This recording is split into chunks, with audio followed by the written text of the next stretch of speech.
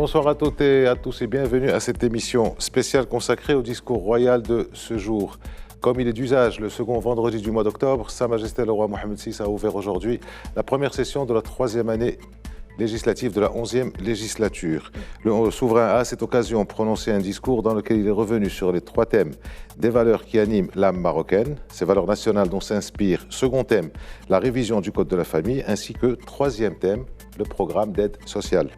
Avec nous ce soir pour commenter et analyser le sens, la signification et la portée de cet important discours qui intervient 5 semaines après le terrible séisme qui a frappé la région de l'Haouz, c'est Abdeltaif Komat, vous êtes doyen de la faculté des sciences juridiques, économiques et sociales, merci d'être avec nous. C'est Driss Issaoui, vous êtes analyste politique, merci d'être avec nous. C'est Zakaria Boudaha, vous êtes professeur de relations internationales à l'université Mohammed V de Rabat, merci d'être avec nous messieurs. Alors on commence par une question groupée donc, sur le sens global. Sa Majesté a entamé son discours par un retour sur le tremblement de terre du 8 septembre qui a occasionné la mort de milliers de personnes et qui a fait de nombreux blessés. Je le cite, « Si tout tremblement de terre entraîne inéluctablement son lot de destruction, nous sommes animés par la ferme volonté d'agir pour reconstruire. » Fin de citation. Je vous propose d'emblée un premier extrait du discours de Sa Majesté sur cette partie consacrée au séisme. C'est par la volonté du Très-Haut qu'un épouvantable séisme a secoué notre pays, faisant des milliers de martyrs et de nombreux blessés pour leur rétablissement desquels nous élevons de ferventes prières. L'épreuve a été terrible et la douleur incommensurable. De Tanger à Guéra, d'est en ouest, nous tous, rois et peuples, en avons été profondément meurtris. De fait, Dieu a statué dans son livre saint, rien ne nous atteindra en dehors de ce que Allah a prescrit pour nous. Véridique est la parole du Seigneur. Nous en appelons donc au Très-Haut pour que la terre ne se remette plus à trembler sous les pieds de ces créatures sans défense, qui implorent humblement son infinie miséricorde. Si tout tremblement de terre entraîne inéluctablement son lot de destruction, nous sommes animés par la ferme volonté d'agir pour reconstruire.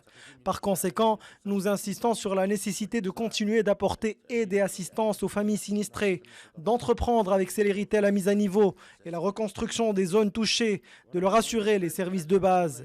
Nonobstant l'ampleur du désastre, le chagrin et la douleur ont fait place au réconfort et à la fierté de voir la sincérité et la spontanéité avec laquelle tous les Marocains, d'ici et d'ailleurs, ainsi que les acteurs de la société civile ont manifesté de 1000 façons l'esprit d'entraide et de solidarité qui les anime à l'endroit de leurs compatriotes sinistrés. Nous saluons également les forces armées royales, les différentes forces de sécurité, les départements gouvernementaux et l'administration territoriale pour leur sacrifice afin de porter secours et assistance aux populations des zones affectées. Nous saisissons aussi l'occasion pour remercier à nouveau les pays frères et amis qui, en cette pénible épreuve, se sont montrés solidaires et secourables à l'égard du peuple marocain. Je rappelle les diverses et nombreuses actions de Sa Majesté le Roi dès le lendemain du séisme. Il y a eu la réunion de crise le lendemain, il y a eu la visite à l'hôpital, la visite rendue aux blessés, puis il y a eu les 2 réunions de travail extrêmement importantes avec des chiffres, avec des orientations, avec des précisions. Alors, un commentaire, messieurs, je commence par vous, Abdeltaif Komat. En fait, comme l'a dit Sa Majesté, la volonté de reconstruire après ce séisme, il a été incarné justement par le fait de Sa Majesté. D'une part, bien sûr, tout de suite après les premiers jours où Sa Majesté était proche des blessés, il a justement veillé à ce que le soutien soit apporté justement aux familles, aux personnes qui ont été touchées par ce sinistre. Tout de suite après a commencé justement un plan organisé, structuré de reconstruction qui s'inscrit dans le court terme, dans le moyen terme et dans le long terme. Il s'agit bien sûr d'étapes bien étudiées. Il s'agit d'apporter un secours tout d'abord dans un premier lieu en apportant les besoins de première nécessité, le logement provisoire, mais également bien sûr tout un plan de reconstruction aussi bien de logement que d'infrastructures. Et après, bien sûr, il y a eu justement l'orientation qui a été donnée par Sa Majesté d'inscrire cette région dans un plan de développement, je dirais aussi bien social qu'économique, de manière justement à ce que ce sinistre soit justement une relève et qu'il puisse donner l'élan à cette région pour qu'il puisse justement s'épanouir et s'inscrire dans la dynamique socio-économique que connaît notre pays. Mais au-delà, bien sûr, je dirais, de ce plan structuré, de ces étapes, il y a la manière, il y a en fait un ordonnancement qui est bien structurée. Il y a une mobilisation de toutes les compétences. Et puis, bien sûr, il y a eu l'idée de Sa Majesté de créer cette agence spécialisée et dédiée et qui s'inscrit dans en fait, le moyen terme sur 5 ans, avec une vocation, avec une mission qui est inscrite dans le temps, avec les moyens. Et puis, bien sûr, il y a eu la mobilisation des moyens financiers, dont, bien sûr, l'élan a été donné par Sa Majesté. Il faut rappeler que Sa Majesté lui-même a contribué à ce fonds. Et puis, bien sûr, il y a eu toute la mobilisation du peuple marocain aujourd'hui. Le dernier chiffre qui ont été donnés par le Wali de Banque al-Maghrib dépassait les 12 milliards de dirhams. Et bien sûr, il y a un élan international. C'est pour cela que, bien sûr, tout le peuple marocain et Sa Majesté à leur tête a été justement à côté de la population qui était sinistrée. Mais en fait, il y a toujours eu... On gère le court terme, on gère l'immédiat, mais en même temps, on réfléchit à la stratégie, on réfléchit à des questions de moyen et long terme. Tout cela s'est manifesté dans un élan de solidarité, de professionnalisme et justement un respect des orientations de Sa Majesté qui ont mobilisé toutes les forces vives de notre pays, mais également avec les pays amis et frères. Et ça également, il faut le rappeler parce qu'on a vu l'engouement, on a vu la solidarité internationale. Cela n'est pas étranger au Maroc, qui est un pays qui a toujours été ouvert sur l'international. Et dès qu'il a un besoin, bien sûr, toute la communauté internationale se met justement à la disposition du Maroc pour l'aider, pour le soutenir dans des périodes difficiles. Alors avant ce discours, justement, cette partie du discours qui traite du séisme, une réaction, vous l'avez rappelé, je le rappelle encore, faite d'ordre, faite de méthode, part au plus pressé, puis on entame une très longue réhabilitation dans le temps avec les moyens. Le chiffre que vous avez donné de 12 milliards de dirhams, ça fait à peu près 1% du PIB, 1% du PIB qui a pu être mobilisé en l'espace d'une vingtaine de jours. Driss Aissaoui ? Oui. D'abord, moi je voudrais juste souligner quelque chose, c'est que le roi Mohamed VI ne pouvait pas commencer son grand discours de l'année, c'est-à-dire celui adressé aux parlementaires pour les 2 chambres, en évitant de parler de ce drame extrêmement important, extrêmement grave, et qui a touché, d'ailleurs il le dit lui-même, il a touché les citoyennes et les citoyens dans leur cœur, dans leurs sentiments, dans leur vécu. Et il fallait qu'il en parle. Et il en parle avec beaucoup de maîtrise, mais surtout avec beaucoup de sentiments. Et on a senti que quand il parlait... Le cœur et l'émotion. Les deux. Des choses comme ça. Voilà. Tout était là. Et ça a été dit, et ça a été même transcrit au niveau de la démarche. Effectivement, d'abord, on était dans l'urgence, ça a été fait. La mobilisation, ça a été fait.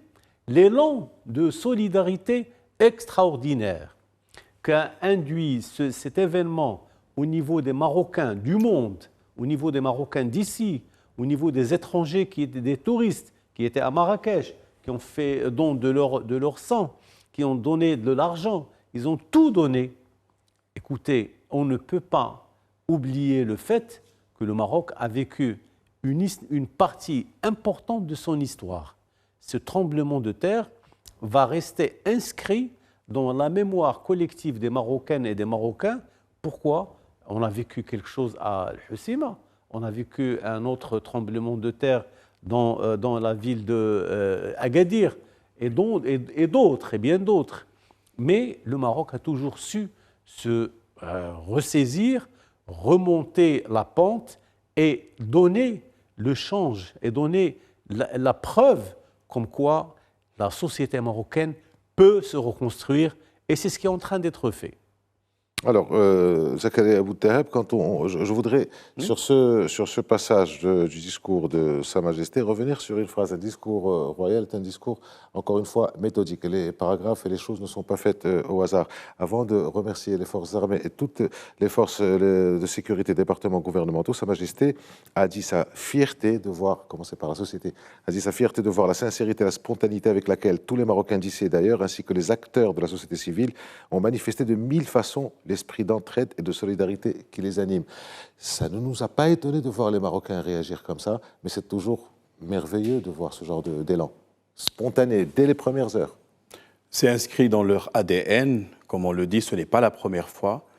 Il y a une sorte de trajectoire historique qui confirme cette approche, cette attitude, cet impétus, cet élan patriotique, cette mobilisation exceptionnelle qui force l'admiration, et qui a évidemment suscité des réactions d'admiration de la part non seulement d'États, mais également d'organisations internationales, y compris le Fonds monétaire international, la Banque mondiale, etc.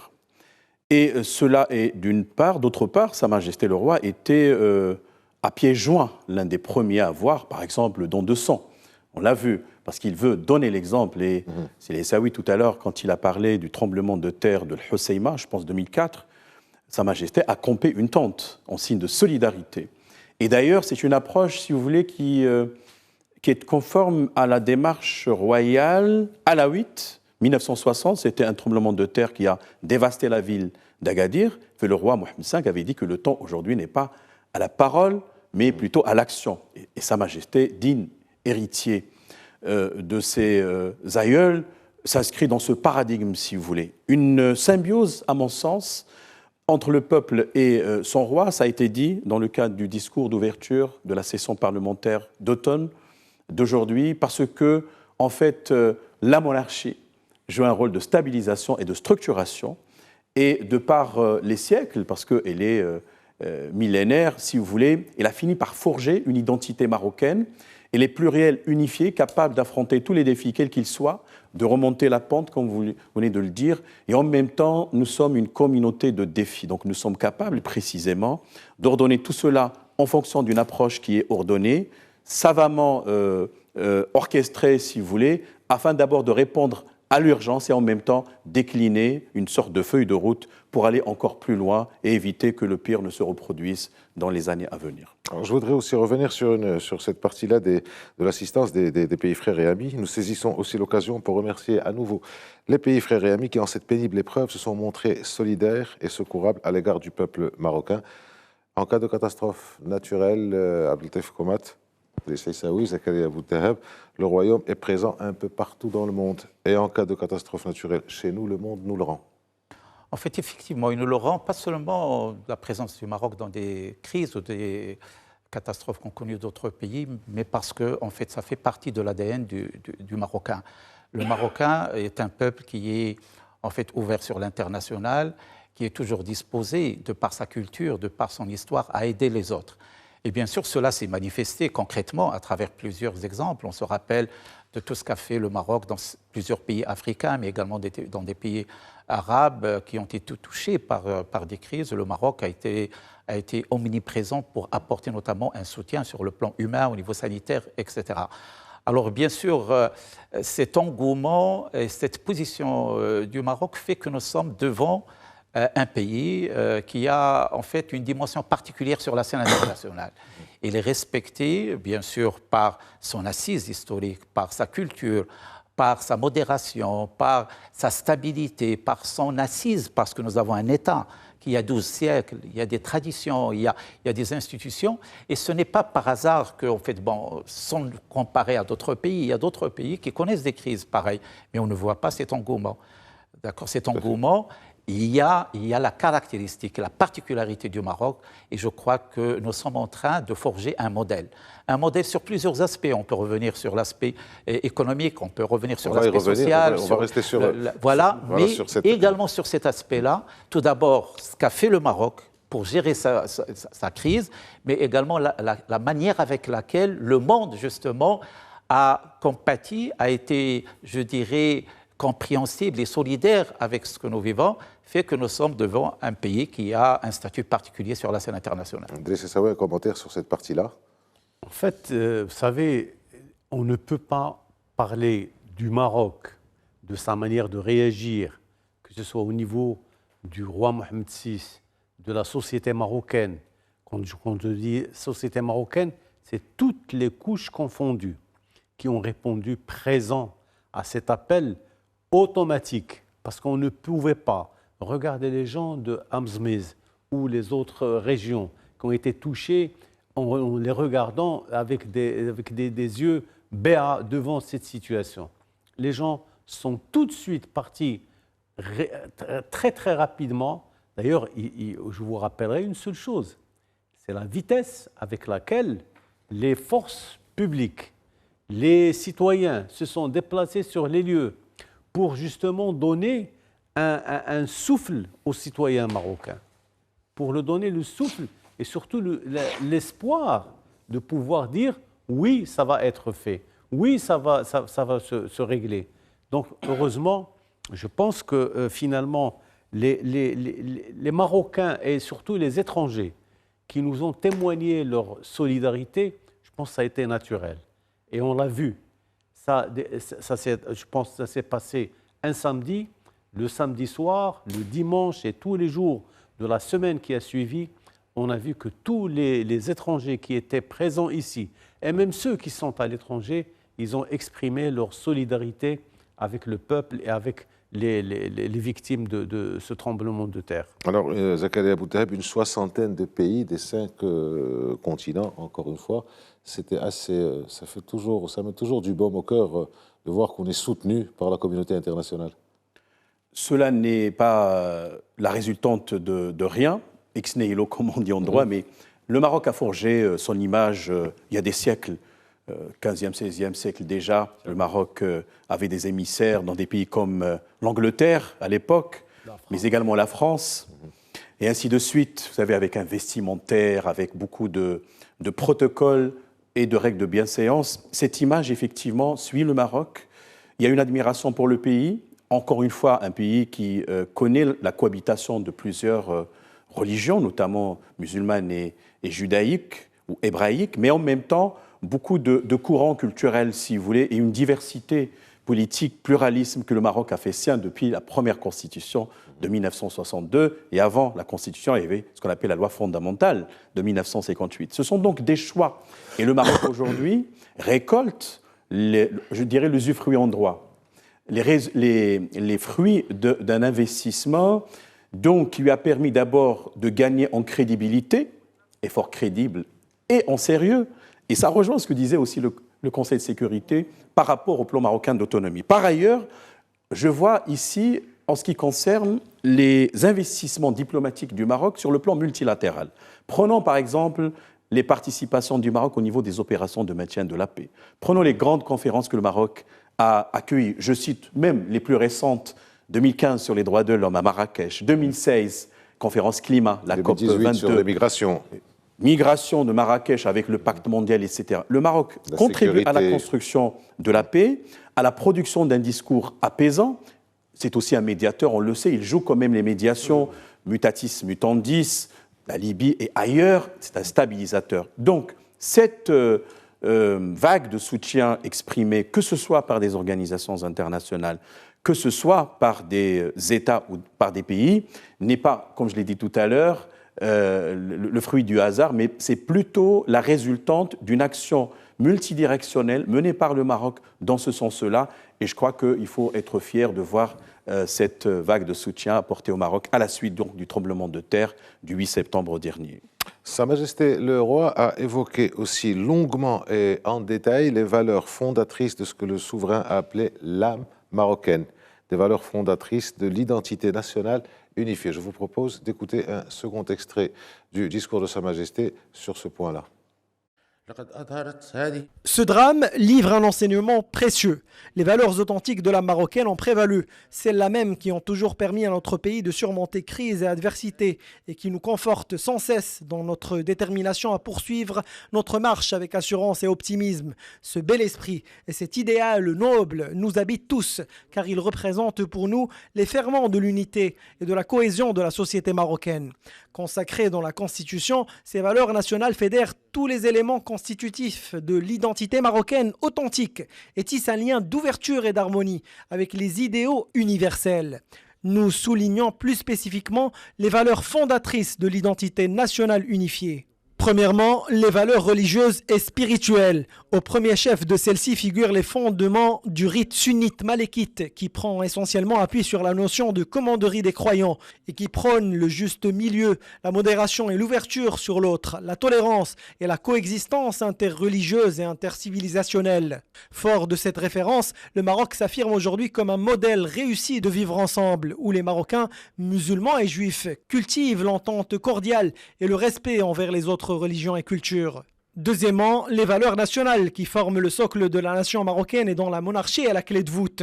En effet, à la faveur de l'adhésion unanime des Marocains, l'institution monarchique a toujours eu la vocation première d'unifier et de rassembler toutes les composantes du peuple marocain. De fait, elle puise son essence dans la forte symbiose et les liens d'allégeance mutuelle qui unissent le trône et le peuple. En outre, la nation marocaine s'est irréversiblement forgée autour de l'amour de la patrie et de l'attachement unanime à l'unité nationale et à l'intégrité territoriale du pays. Ces valeurs immuables rassemblent les Marocains et agrègent dans une même matrice tous les affluents de l'identité nationale unifiée et riche de sa diversité. Troisièmement, les valeurs de solidarité et de cohésion sociale intercatégorielle, intergénérationnelle et interrégionale, celles-là même au nom desquelles les Marocains sont indissolublement soudés par un remarquable esprit de corps. Nous appelons donc à ce que toutes et tous restent fermement attachés à ces valeurs qui concourent à la consolidation de l'unité nationale et de la cohésion familiale, à la préservation de la dignité humaine, au renforcement de la justice sociale. Nous y tenons d'autant plus fortement que le monde subit aujourd'hui des mutations profondes et accélérées ayant conduit à un repli significatif des systèmes de valeurs et des référentiels, et parfois même à leur abandon pur et simple. Abdeltaïf Komat, les valeurs religieuses et spirituelles. En fait, au-delà, je voudrais quand même revenir sur la profondeur et la signification que Sa Majesté donne à la dimension valeur. Et puis, l'essentiel, une bonne partie du discours est consacrée justement aux valeurs, parce que Sa Majesté considère c'est le socle, c'est ce qu'on peut peut-être appeler faisant partie du capital immatériel ou de la richesse immatérielle. Au moment où peut-être le matérialisme domine, où les conflits au niveau international surgissent, Sa Majesté insiste beaucoup sur la dimension valeur. C'est ce qu'il considère une en fait, des démarcations du peuple marocain. Et d'ailleurs, en faisant le rapprochement avec la lettre adressée par Sa Majesté aux participants aux assemblées générales du FMI, la Banque mondiale ce matin, il a insisté sur la dimension valeur au niveau mondial. Et justement, il a signifié que le Maroc puise ses grandes orientations de ces valeurs. Et bien sûr, le Maroc est ancré notamment sur les valeurs religieuses. Et Sa Majesté, il l'a dit, qu'il puise ses fondements au niveau justement du rite sunnite malikite, qui prône justement la modération, la tolérance et qui fait du Maroc un pays où vivre ensemble aujourd'hui est accepté, il est toléré. Et d'ailleurs, le dialogue des civilisations lui-même a connu beaucoup de rencontres au Maroc. Et je crois que c'est un des socles justement qui constitue en fait l'ossature des valeurs des Marocains. Bien sûr, il y a d'autres dimensions, mais la dimension religieuse et spirituelle est très, très, très importante. Idriss Essaoui, les valeurs nationales. C'est là, en fait, c'est le clou du spectacle. Parce qu'on ne pouvait pas parler des valeurs fondatrices de la personnalité du Maroc sans parler des valeurs nationales. Des valeurs nationales, bien entendu, on trouve tout de suite la valeur de, disons, la monarchie. La monarchie, ici, dans le discours du roi Mohamed VI, il en parle comme si c'était la clé de voûte. Il considère que la monarchie, effectivement, elle permet donc aux Marocains et aux Marocaines donc, d'opérer cette adhésion unanime à l'institution monarchique et de pouvoir, donc, de manière toujours et de manière systématique, et donc c'est la vocation d'unifier, de rassembler toutes les composantes, parce que nous, on est un pays pluriel, avec ses diversités.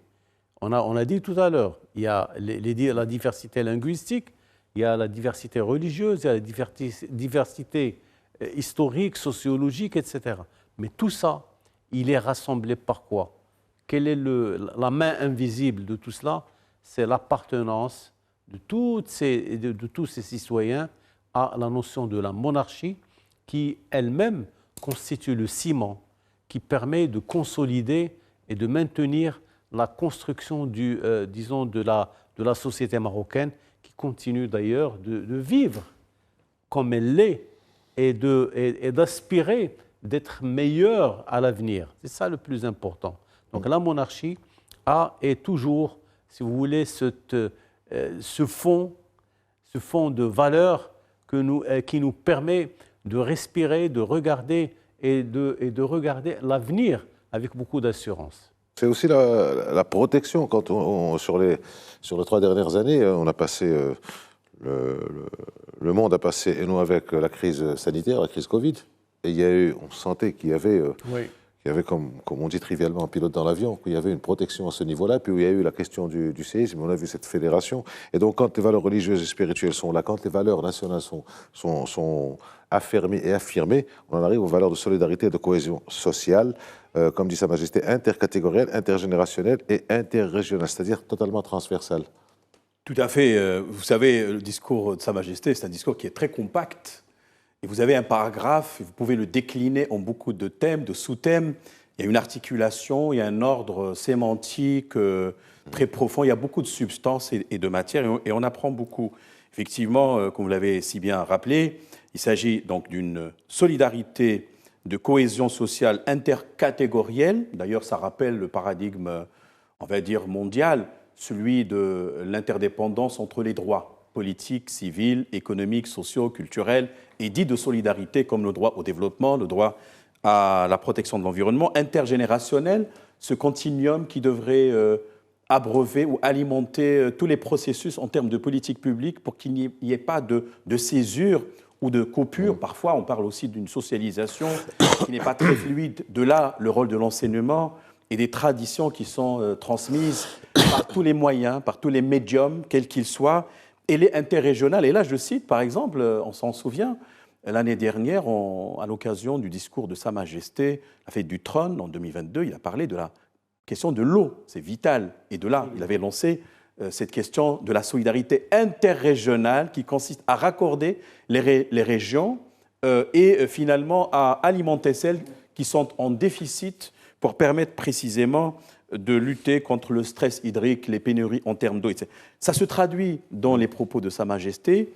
Il les rappelle, ce sont des leitmotifs parce qu'il y va de l'engagement d'un processus de développement durable et inclusif. Et permettez-moi aussi de rappeler dans ce paragraphe précisément qu'il y a également l'accélération de l'histoire. Le Maroc est exposé comme les sociétés dites fondées sur la mémoire collective, parce que nous sommes une vieille nation. La mondialisation est parfois ressentie comme étant un risque. Il y a ce qu'on appelle les sociétés fondées sur le contrat.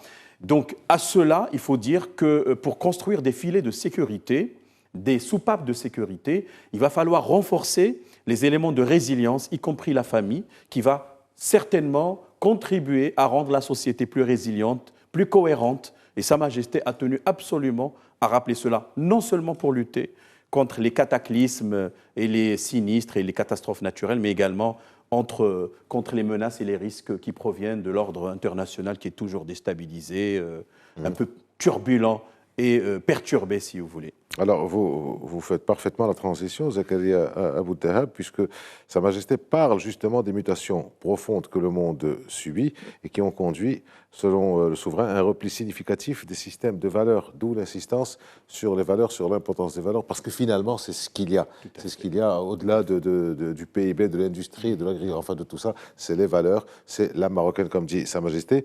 Petit extrait, mesdames, messieurs, la lettre que nous avons adressée au chef du gouvernement pour engager la révision du Code de la famille, le Moudouana, s'inspire de ces valeurs nationales qui inscrivent la famille et les liens familiaux dans la sphère du sacré. Je vous propose d'écouter cet extrait avant d'arriver à cette partie-là sur le Code de la famille.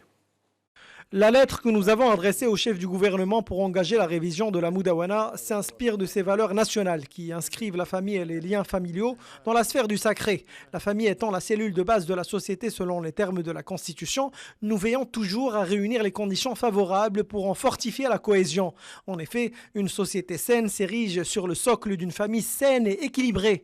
Corrélativement, si la famille se désagrège, la société perd inévitablement la boussole. Voilà pourquoi nous avons toujours tenu à sanctuariser la famille en mettant en chantier de grands projets et des réformes majeures en sa faveur. La famille est la cellule de base de la société et une société saine s'érige sur le socle d'une famille saine, d'où la nécessité de sanctuariser la famille. Sa Majesté, je vous rappelle, je commence par vous, Abdel Komat, Sa Majesté a adressé une lettre au chef du gouvernement le 26 septembre sur la nécessité de réforme du Code de la famille, laquelle même se fonde... 26 septembre 2023. 26 septembre 2023, cette lettre se fonde sur, effectivement, merci de le rappeler, qui se fonde sur le discours prononcée. Juillet 2022. Juillet 2022. Et donc 15 jours après cette lettre du 26 septembre 2023, voilà que Sa Majesté revient et il évoque de nouveau la question en discours solennel adressé au peuple marocain à travers sa représentation parlementaire. Il évoque de nouveau la question de la révision de la Moudouana. En fait, ce que je voudrais tout d'abord rappeler... Ça va se faire et ça va se faire vite. Justement, ça va se faire vite. Mais ce que je voudrais rappeler rapidement, c'est que, d'ailleurs, c'est Zakaria Abou Dhabi l'a dit, on apprend beaucoup des discours royaux. En prenant du recul, juste pour rappeler qu'il s'agit en fait de discours qui tracent une vision et une complémentarité. Bien sûr, il y a la dimension économique. Sa Majesté revient beaucoup sur tout ce qui devrait se faire pour faire du Maroc un pays développé économiquement, mais il a toujours considéré qu'un pays développé ne saurait l'être sans qu'il y ait justement une alliance, une interconnexion entre l'économique et le social. Et le social lui-même, c'est une vision globale et intégrée. Et bien sûr, on connaît très bien aujourd'hui l'avancée qu'on est en train de réaliser au niveau de la généralisation de la protection sociale, etc. Mais il revient justement sur un socle justement de cette cohésion sociale qui est la famille. Et d'ailleurs, la famille, bon, on va voir au niveau de la réforme du Code de la famille, mais on va la voir également au niveau de la protection sociale. Tout ce qui est aujourd'hui justement évoqué par Sa Majesté comme action au niveau de la protection sociale s'inscrivent justement dans ces dimensions de la consolidation de la famille. Et d'ailleurs, Sa Majesté, il l'a rappelé déjà dans son discours de juillet 2022, lorsqu'on parle du code, à un certain moment, en fait, on l'inscrivait essentiellement comme un code qui protège la femme. Bien sûr, il a comme vocation la protection de la femme, mais la femme comme une composante, comme un pilier de la famille. Et l'objet, c'est la famille. Un équilibre entre l'homme et la femme, mais également en prenant en considération essentiellement l'importance et les intérêts des enfants. Et tout cela, en fait, l'objectif, c'est quoi? C'est d'abord, bien sûr, la protection des droits de toute personne, qu'il soit homme ou femme ou enfant, mais également la cohésion familiale, qui est le socle de la cohésion sociale. C'est pour ça que je dis qu'en fait, c'est un projet avec une vision structurée, ordonnancée, avec une profondeur. Et bien sûr, aujourd'hui, on attend, le débat aujourd'hui est lancé, il y a une commission, il y a en fait une équipe qui est en train de travailler. Mais je crois que tout cela s'inscrit justement dans cette volonté de Sa Majesté de consolider la famille comme socle de la société marocaine. Sanctuariser la famille, dit Sa Majesté, c'est un terme qui est effectivement très fort. Et on revient encore une fois, vous avez raison de le dire, on va vous citer sur le fait qu'on apprend beaucoup de discours royaux. Sa Majesté parle du repli significatif alors dans le monde, un repli significatif des systèmes de valeurs et des référentiels, et parfois même à leur abandon pur et simple. Sa Majesté, dans ses discours, est clair et direct, et il dit les choses telles qu'elles doivent être. Donc sanctuariser la famille est une nécessité pour cette société. C'est un discours de vérité, mon cher ami. Moi, j'ai appris avec le roi Mohamed VI d'écouter un roi militant qui dit les choses telles qu'elles doivent être dites, comme étant un militant des pays africains, des pays, disons, qui sont en train d'émerger au niveau international, qui est en train de s'imposer comme étant une valeur sûre du développement socio-économique au niveau de l'Afrique. Et l'Afrique va rester, qu'on le veuille ou non, l'origine de toutes les richesses du monde entier. L'homme lui-même, il est apparu en Afrique. Et même quand on va discuter de l'existence du Marocain avec la Mazérité ou autre, c'est justement à travers cette existence au niveau du continent africain. Et là, que nous dit le roi? Il nous dit que nous sommes en train de donner un outil et une réflexion collective. C'est ce qui est engagé aujourd'hui entre les gens de la religion, entre les intellectuels, entre les hommes du droit. Toutes les composantes de la société sont engagées dans ce travail collectif de réflexion de ce que sera le code de la famille demain. Comment justement on va gérer toutes ces relations familiales, comment la femme et l'homme, les enfants, les vieillards, les handicapés, etc. vont être pris en charge. Et Dieu sait que le roi Mohamed VI a toujours donné de l'importance aux handicapés, donné de l'importance à la femme, donné de l'importance à tous ceux qui sont rejetés par le système économique, socio-économique moderne. Mais lui, il vous dit non, nous sommes des Marocains. Nous avons une autre fibre, celle de prendre en charge tout le monde.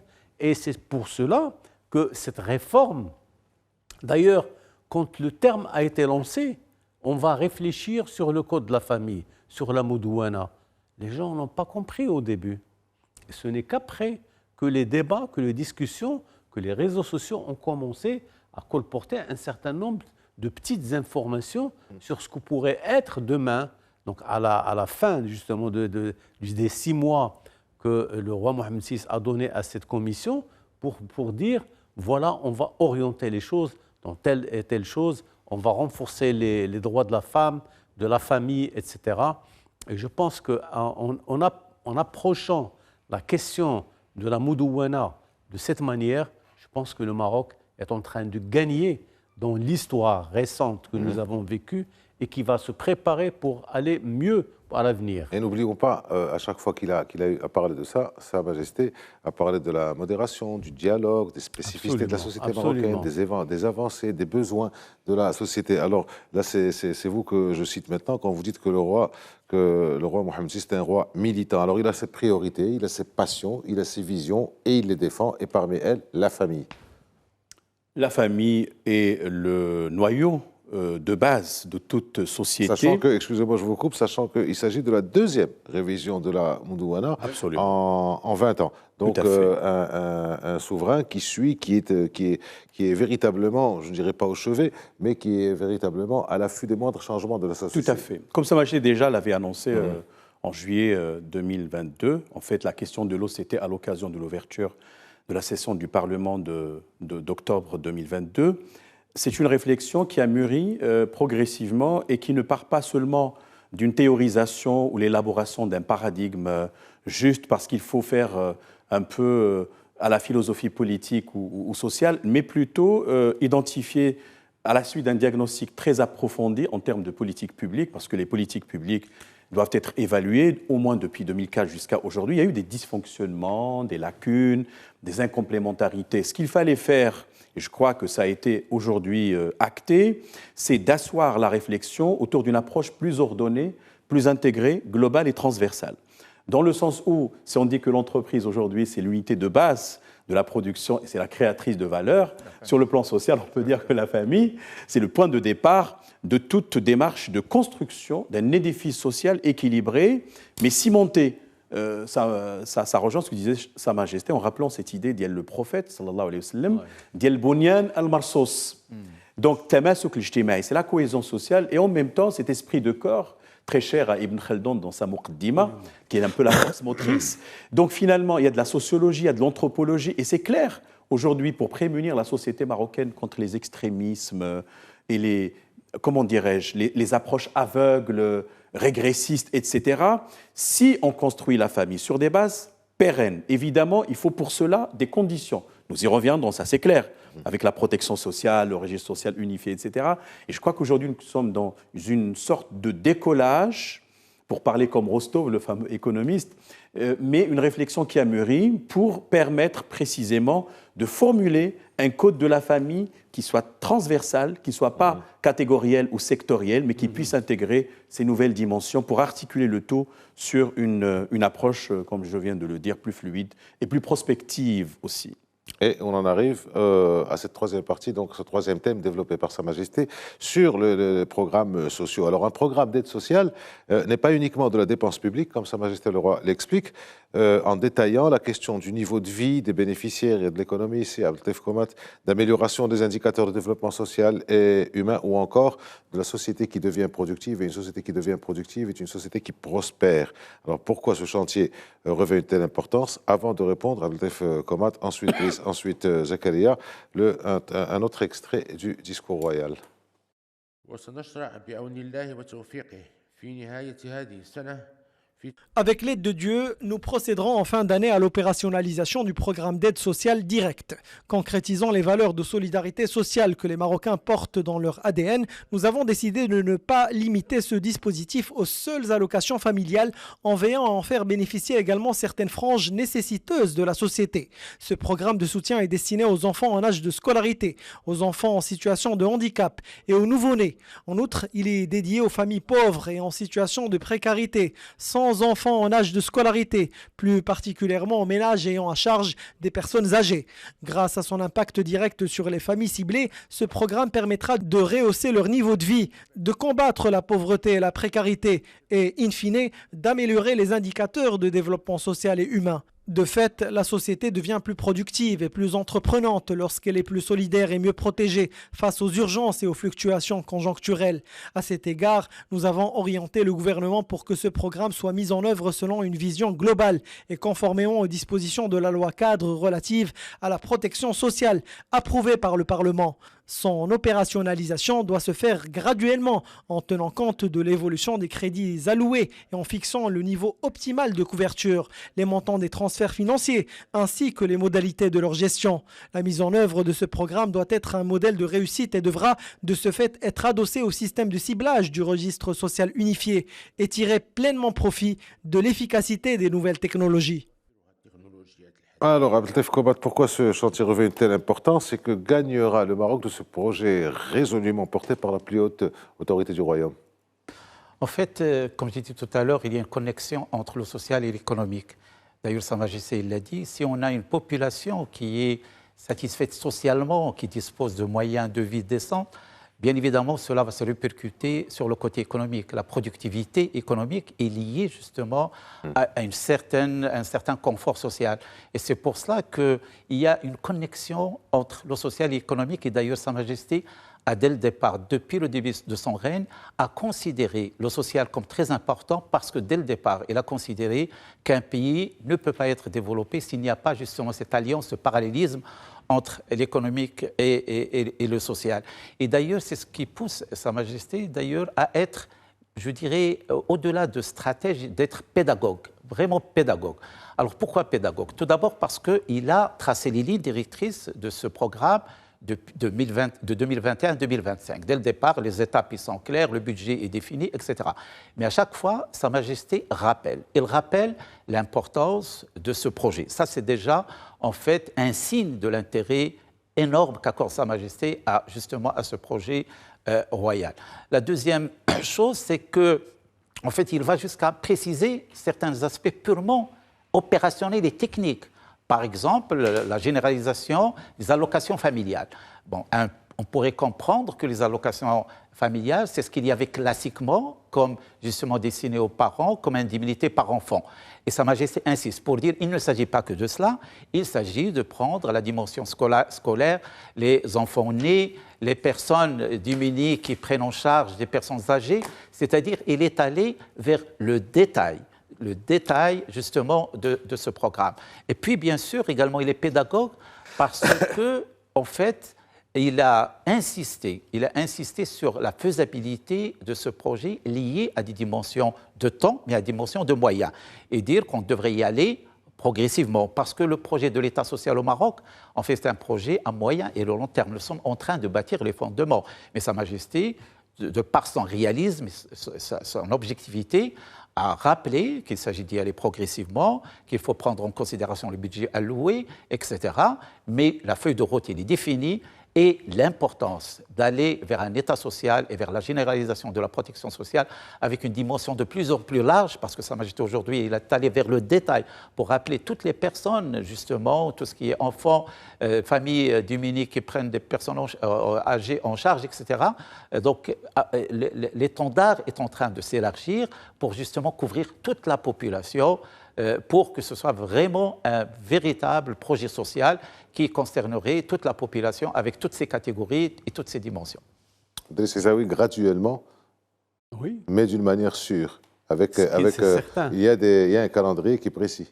Aujourd'hui, on a une information de première main qui est livrée par Sa Majesté le roi Mohammed VI au niveau du Parlement. Et en même temps, il leur donne un plan de travail C'est-à-dire que là, on est en train de dire qu'il a demandé à une commission multipartite de réfléchir sur le code de la famille, sur le registre social unifié, etc. D'ailleurs, sur lequel le travail a déjà commencé. Les gens ont été recrutés, le ministère de l'Intérieur a fait son travail. Mais aujourd'hui, je pense que maintenant, on est arrivé à une phase de concrétisation, et il le dit. Aujourd'hui, on va passer à la dépense financière qui va pouvoir être servie aux familles qui en ont besoin, aux personnes qui sont en difficulté. Et ça, c'est très important. Ce qui est important aussi au niveau de ce discours, c'est que, et ça c'est aussi très stratégique, le roi, qu'est-ce qu'il nous dit? Il nous dit que pour nous insistons également pour que soit assurée une bonne gouvernance de ce projet. Et c'est très important. Le fait qu'ils le disent, c'est quelque chose d'extraordinaire, abordé au niveau de toutes ces dimensions, sociologiques, économiques, politiques, futuristes, etc. Mais financière et humaine aussi, c'est très important. À tous les niveaux, il faut qu'il y ait de la gouvernance, de la bonne gouvernance. Il faut savoir gérer tout cela, mesurer entre le budget accordé, entre les objectifs fixés, entre ceux qui interviennent, comment ils vont intervenir. Ça, c'est quelque chose d'extraordinaire. Et je pense que c'est l'un des discours les plus réussis aussi par rapport au contexte dans lequel nous sommes. Et il démarre très bien. Pour les parlementaires, ils ne peuvent pas dire demain, nous n'avons pas sur quoi travailler. Alors, ils ont déjà un plan de travail. Justement, vous me donnez la transition pour Zakaria Abou-Dahab, une véritable feuille de route pour les 12 prochains mois à venir, aussi bien pour le gouvernement que pour le Parlement. Absolument. Précise, claire, nette. C'est clair. Comme on dit en droit, c'est une obligation de résultat. Une tonne est une tonne et non pas de moyens. C'est un souci royal renouvelé parce que Sa Majesté a été derrière le lancement de l'initiative nationale de développement humain, entre autres choses. Et on sait très bien que le paradigme social est inscrit dans sa démarche, dans son style de gouvernement. Il faut dire qu'aujourd'hui, nous sommes en train de combler le déficit social qui était handicapant. C'était le talon d'Achille du Maroc. On a mis beaucoup d'investissements dans les infrastructures, les énergies renouvelables, etc.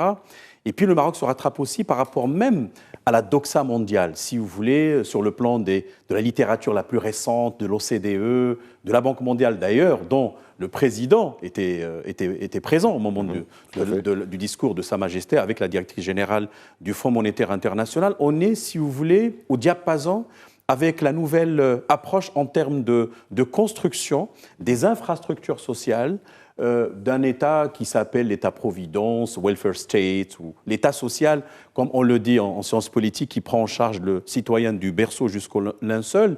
Mais il faut dire, la chose la plus importante d'ailleurs, c'est un passage de Sa Majesté dans un discours, je le rappelle, très compact.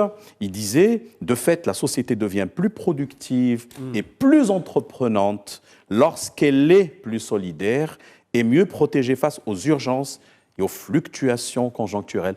Donc c'est une sorte d'éponge, c'est un amortisseur, c'est un filet social extrêmement important et ça permet au Maroc, vous savez, de constituer les réserves stratégiques, si vous voulez. On peut parler de réserves alimentaires, on peut parler aussi de réserves sociétales qui permettent au Maroc de gérer les temps de crise aussi. Et morale, oui, bien sûr. Il nous reste une toute petite poignée de minutes.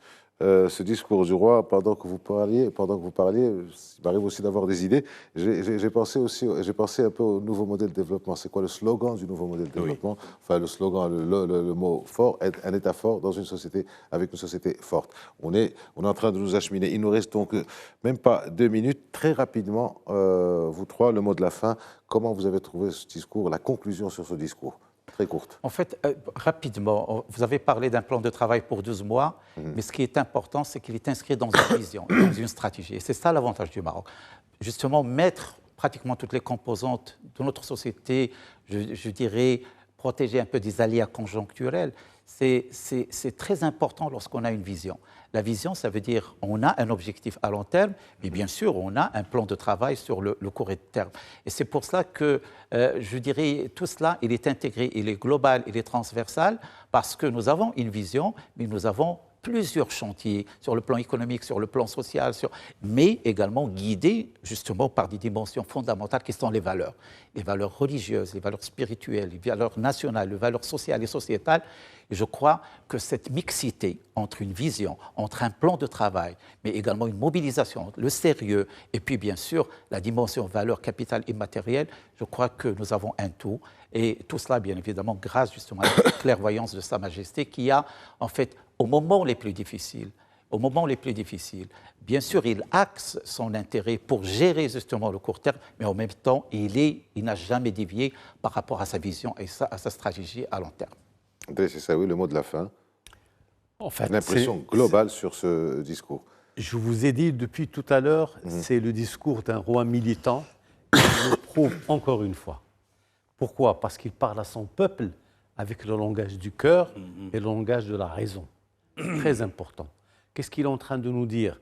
D'abord, il donne un plan de travail aux parlementaires. Pour se dire, voilà, vous allez travailler sur le problème de la couverture médicale, de la couverture sociale, etc. Vous avez de quoi travailler. Vous avez tout ce qu'il faut. Vous avez les priorités. Le gouvernement a les priorités. Mais maintenant, le Parlement, il faut qu'il accompagne. Et c'est ça le plus important. Le plus important, c'est que le Parlement puisse avoir du grain à moudre et avoir du travail pour le court, le moyen et le long terme. Zakaria Bouddahab, le cœur et la raison, nous dit Driss Aissaoui. Tout à fait, mais je vois que la chute royale, c'était la citation d'un verset coranique. Oui. Et ils diront, louange à Allah qui a écarté de nous l'affliction, al-hazana.